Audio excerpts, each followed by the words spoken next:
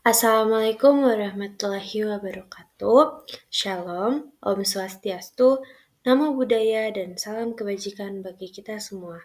Izin memperkenalkan diri, saya Atela Siva Zahra dengan NIM 2250191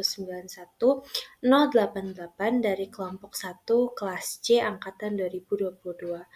Dibuatnya video ini adalah untuk memenuhi tugas sebelum praktikum bab 4 dengan judul Standarisasi Bahan Baku dan Sediaan Farmasi berbasis bahan alam pada praktikum farmasi terpadu semester 7. Langsung saja kepada soal dari tugas sebelum praktikum bab 4. Untuk soal yang pertama, itu sebutkan parameter mutu bahan baku, simplisia dan juga ekstrak, dan sediaan obat bahan alam yang umum dipersyaratkan oleh Farmakope Herbal Indonesia. Soal yang kedua yaitu sebutkan metode analisis kimia yang umum digunakan di Farmakope Herbal Indonesia. Yang ketiga, bacalah dan buatlah rangkuman beberapa pengujian dalam parameter standarisasi yang tertera pada FHI sesuai dengan tabel berikut. Langsung saja kepada jawaban dari tiap-tiap nomor soal tugas sebelum praktikumnya.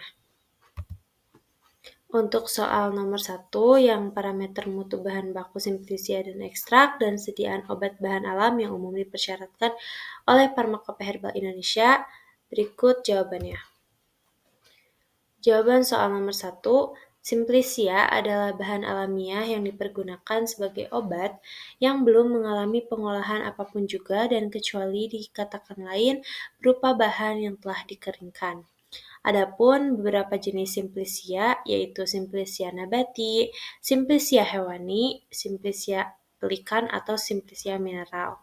Untuk ekstrak sendiri, ekstrak adalah sediaan kental yang diperoleh dengan cara mengekstraksi senyawa aktif dari simplisia menggunakan pelarut yang sesuai. Kemudian semua atau hampir semua pelarut diuapkan sedemikian rupa sehingga memenuhi baku yang telah ditetapkan. Nah, untuk parameter mutu simplisia sendiri itu dibagi menjadi dua. Ada parameter spesifik dan juga parameter non-spesifik. Untuk parameter spesifik sendiri itu berfokus pada identitas dan juga senyawa aktif atau kandungan senyawanya. Sedangkan untuk parameter non-spesifik itu berfokus pada kemurnian dan keamanan yang mencakup kadar air, kadar abu total, kadar abu larut asam, bahan organik asing, cemaran mikroba, cemaran logam berat, dan juga cemaran aflatoksin. Nah, selanjutnya untuk parameter spesifik mutu simplisia yang identitas itu tuh meliputi organoleptik atau pemeriksaan makroskopis yang meliputi pemeriksaan bentuk, warna, bau, dan rasa dari simplisia itu sendiri menggunakan panca indera kita. Kemudian itu ada pemeriksaan identitas secara mikroskopik. Nah, pemeriksaan ini dilakukan di bawah mikroskop untuk melihat fragmen pengenal yang khas dari simplisia tersebut. Kemudian ada identitas menggunakan reaksi identifikasi atau menggunakan kandungan kimia. Nah, untuk pengujian kualitatif dengan reaksi warna atau metode kromatografi lapis tipis KLT, untuk memastikan adanya golongan senyawa atau senyawa penanda atau yang biasa kita sebut senyawa marker tertentu dari simplisia tersebut. Nah, untuk parameter, tadi kan sudah parameter spesifik yang identitas. Nah, kemudian ini ada parameter spesifik mutu simplisia, kandungan senyawa. Yang pertama itu ada kadar sari larut air. Nah, kadar sari larut air ini mengukur jumlah senyawa dalam simplisia yang dapat larut dalam pelarut air. Ini memberikan gambaran kandungan senyawa polar. Kemudian ada kadar sari larut etanol. Nah, untuk kadar sari larut etanol ini mengukur jumlah senyawa yang dapat larut dalam pelarut etanol, memberikan gambaran kandungan senyawa yang kurang polar hingga yang non-polar. Kemudian ada kadar senyawa penanda marker atau senyawa aktif. Nah, penetapan kadar kuantitatif dari senyawa kimia tertentu yang bertanggung jawab atas khasiat atau yang menjadi penanda spesifik simplisia tersebut. Biasanya untuk pemeriksaan ini menggunakan metode seperti KCKT atau kromatografi cair kinerja tinggi atau juga spektrofotometri. Nah, tadi sudah dijelaskan mengenai parameter spesifik mutu simplisia. Kemudian ada yang namanya parameter non-spesifik mutu simplisia. Meliputi yang pertama itu ada kadar air. Nah, kadar air ini menentukan kandungan air dalam simplisia.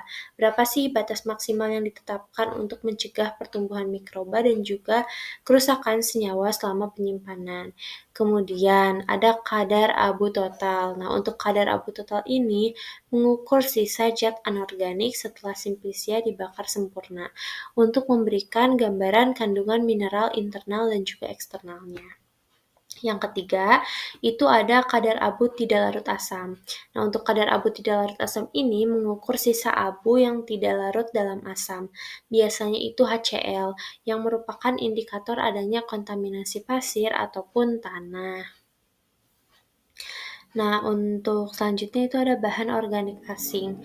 Nah, untuk bahan organik asing ini tujuannya yaitu untuk menentukan presentasi bagian lain dari tanaman asal atau tanaman lain yang tidak seharusnya ada dalam simplisia tersebut.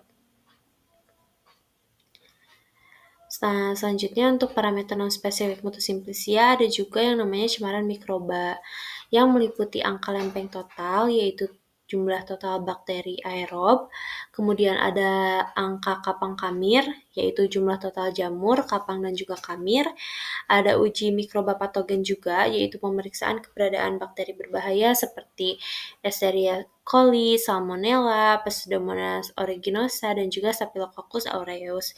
Kemudian ada cemaran logam berat.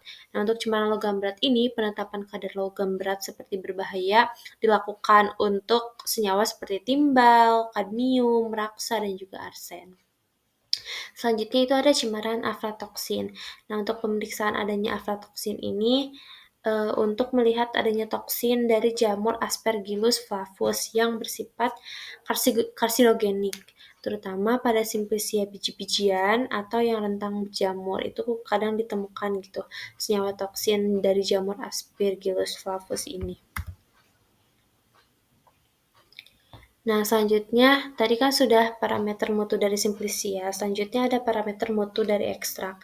Untuk parameter mutu ekstrak ini ada dua, yaitu identitas sama tadi seperti parameter mutu simplisia dan juga parameter kemurnian dan keamanan. Untuk identitas sendiri itu meliputi pemberian atau organoleptik, bentuk ekstraknya, kental atau kering, warna, bau, dan rasa dari ekstrak tersebut. Kemudian ada pola kromatografi atau profil kromatografi atau fingerprinting. Itu parameter paling penting untuk identitas ekstrak menggunakan metode seperti kromatografi lapis tipis atau KLT maupun KCKT, kromatografi cair kinerja tinggi untuk mendapatkan sidik jari kimia yang khas dari ekstrak tersebut. Nah, selanjutnya itu ada kadar senyawa penanda atau identitas untuk penetapan kadar senyawa tertentu yang menjadi ciri khas ekstrak tersebut.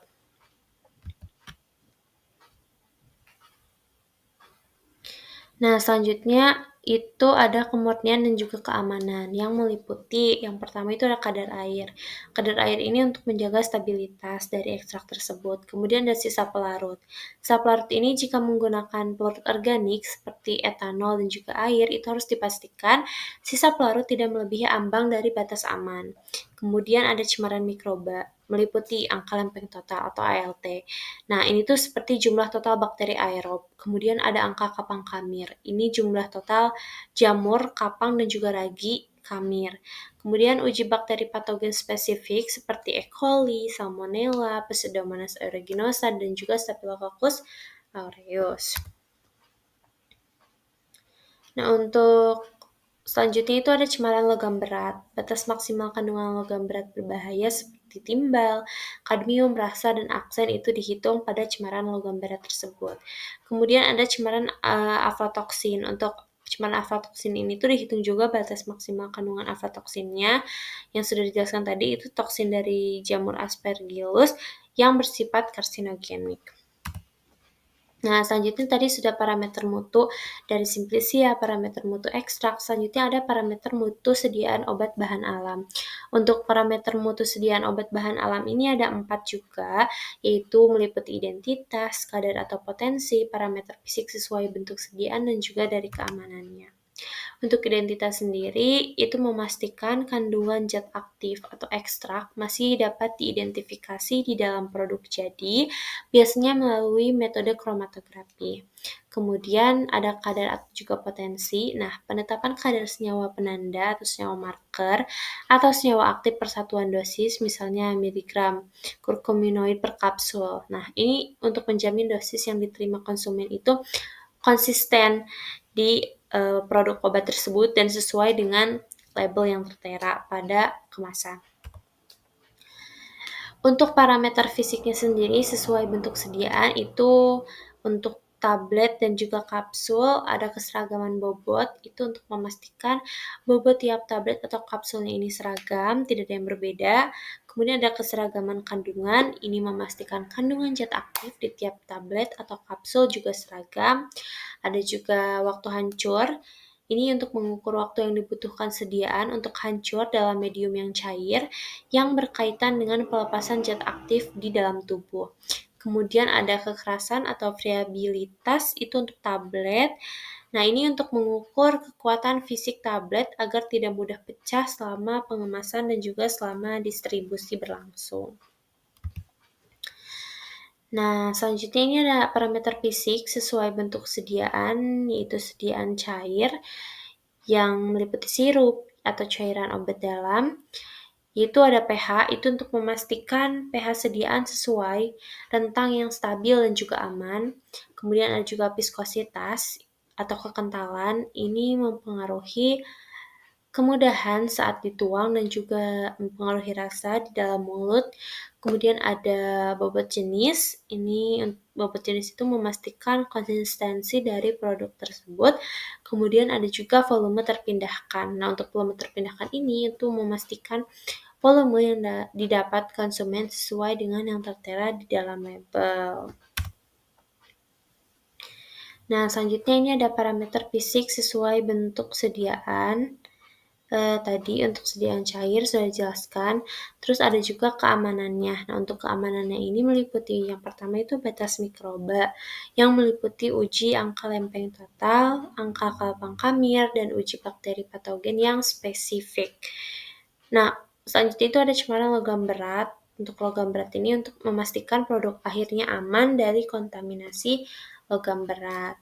Nah, untuk jawaban soal nomor 1, sekian, selanjutnya kita akan berpindah ke soal TSP yang nomor 2. Nah, untuk soalnya sendiri itu metode analisis kimia yang umum digunakan di Farmakope Herbal Indonesia itu ada apa saja?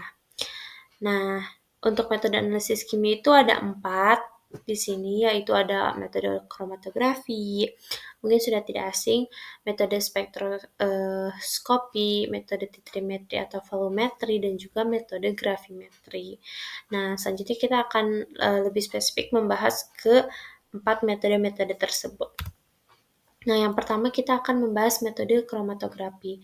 Kromatografi ini sebenarnya adalah teknik pemisahan campuran senyawa dan merupakan metode utama dalam analisis herbal karena metode ini tuh mampu memisahkan komposisi kimia yang kompleks. Kromatografi ini ada beberapa jenis. Yang pertama itu yang mungkin sering kita pakai juga itu ada kromatografi lapis tipis atau KLT. Nah, untuk KLT ini paling sering digunakan untuk identifikasi dan juga analisis kualitatif. Nah, tujuannya apa? Tujuannya adalah untuk melihat pola kromatogram atau fingerprint khas atau senyawa marker dari suatu simplisia ataupun ekstrak dengan membandingkan nilai RF atau faktor retensi dan warna noda dengan baku pembanding atau kebenaran bahan dapat dipastikan.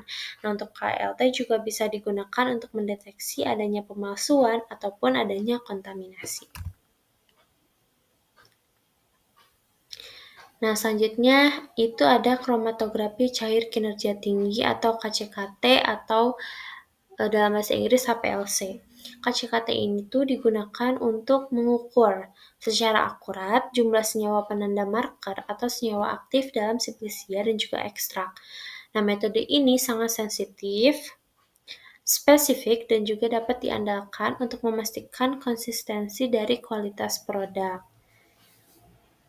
Kalau tadi kromatografi lapis tipis ini untuk identifikasi dan analisis kualitatif, kalau misalnya KCKT itu untuk mengukur secara akurat jumlah dari senyawa penanda yang ada di dalam produk. Nah, selanjutnya itu ada kromatografi gas. Nah, untuk metode ini khusus digunakan untuk menganalisis senyawa yang mudah menguap atau volatile. Dalam FHI, kromatografi gas ini sangat penting untuk penetapan kadar sisa pelarut organik seperti halnya etanol, metanol, heksana dalam ekstrak, dan untuk menganalisis kandungan minyak atsiri juga.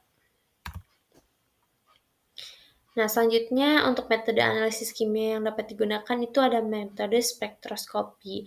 Nah, metode ini memanfaatkan interaksi antara materi dengan radiasi elektromagnetik untuk analisis kualitatif maupun kuantitatif. Nah, untuk contoh dari metode spektroskopi ini mungkin juga sering dan pernah kita gunakan dan tidak asing juga, yaitu ada spektrofotometri ultraviolet visible atau yang biasa disebut spektrofotometri UV visible. Nah, untuk spektrofotometri jenis ini tuh sering digunakan biasanya untuk penetapan kadar total suatu golongan senyawa. Seperti kita melihat kadar total flavonoid atau juga kadar total fenol. Nah, metode ini relatif cepat dan juga sederhana, namun kurang spesifik dibandingkan KCKT tadi. Terkadang juga digunakan untuk mengidentifikasi senyawa yang memiliki spektrum serapan UV visible yang khas.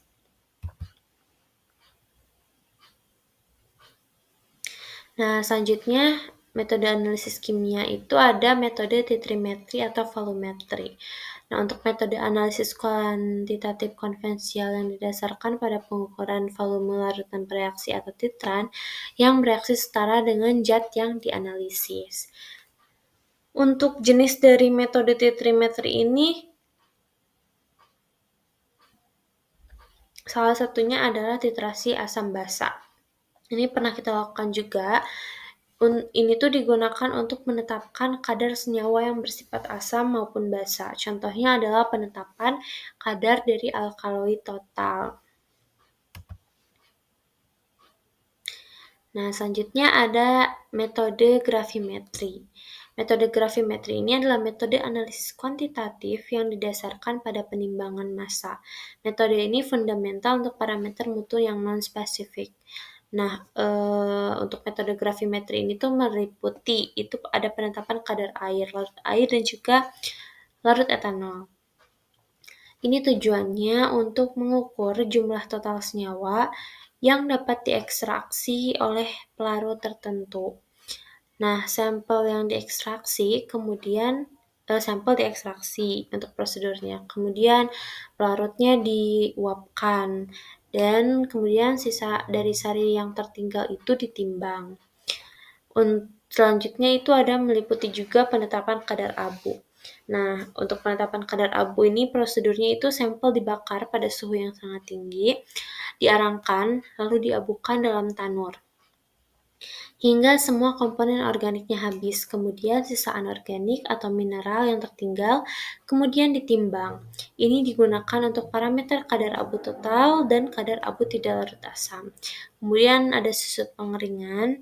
Ini untuk mengukur total massa yang hilang, umumnya air dan senyawa volatil lainnya, saat sampel dikeringkan pada suhu 105 derajat Celcius hingga bobotnya konstan.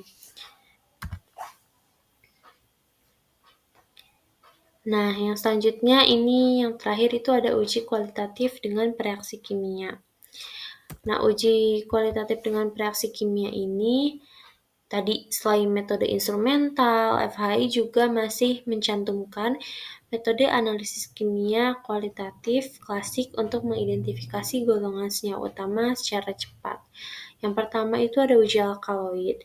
Nah, uji alkaloid ini biasanya menggunakan reaksi seperti Mayer, Dragendorf, atau Bouchardat yang akan memberikan endapan spesifik jika terdapat alkaloid. Kemudian ada uji flavonoid. Nah, seringkali uji flavonoid ini menggunakan serbuk magnesium dan asam klorida atau HCl. Hasil pekat yang akan menghasilkan perubahan warna seperti merah, jingga, ataupun kuning. Seperti itu. Kemudian ada uji tanin dan juga polyphenol. Nah, untuk uji tanin dan juga polyphenol ini menggunakan reaksi besi 3 klorida FeCl3 yang akan menghasilkan warna biru tua atau hijau kehitaman. Kemudian ada uji saponin. Uji saponin ini dilakukan dengan mengocok ekstrak dalam air, kemudian terbentuknya busa yang stabil, itu menunjukkan adanya saponin, seperti itu. Nah, untuk jawaban soal nomor 2 saya cukupkan, kita beralih ke soal TSP nomor 3. Nah, untuk soal nomor 3 ini, soalnya itu bacalah dan buatlah rangkuman beberapa pengujian dalam parameter standarisasi yang tertera pada Farmakopeia Herbal Indonesia sesuai dengan tabel berikut pada modul. Nah, untuk tabelnya sendiri itu, ini adalah pengujian dalam parameter standarisasi pada Farmakopeia Herbal Indonesia. Yang pertama itu ada susut pengeringan. Nah, untuk metode pengujiannya itu menggunakan metode gravimetri. Untuk prinsip pengujiannya, itu penimbangan sisa zat setelah pengeringan pada temperatur 105 derajat Celcius hingga bobot tetap yang mencerminkan hilangnya semua zat yang menguap, termasuk air dan senyawa volatil lain. Nah, untuk parameter kunci yang diamati itu ada persentase berupa persen kehilangan bobot terhadap bobot awal untuk susut pengeringan ini. Selanjutnya, pengujian dalam parameter standarisasi pada Farmakopeia Herbal Indonesia ini ada kadar air. Nah, untuk metode pengujiannya sendiri itu metode azeotropi. Itu air diuapkan bersama pelarut, dikondensasikan dan ditampung dalam tabung berskala untuk diukur volumenya. Untuk kadar air yang terukur itu dihitung persen volume per bobot.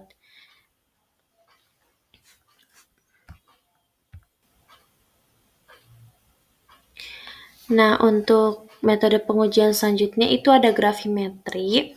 Untuk prinsip dari pengujian ini itu penimbangan sisa zat setelah pengeringan pada temperatur 105 derajat Celcius hingga bobot tetap yang mencerminkan hilangnya semua zat yang menguap termasuk air dan senyawa volatil lainnya. Itu sama seperti yang tadi di awal. Untuk parameter kunci yang diamatinya itu ada persentase berbentuk persen, yaitu kehilangan bobot terhadap bobot awal.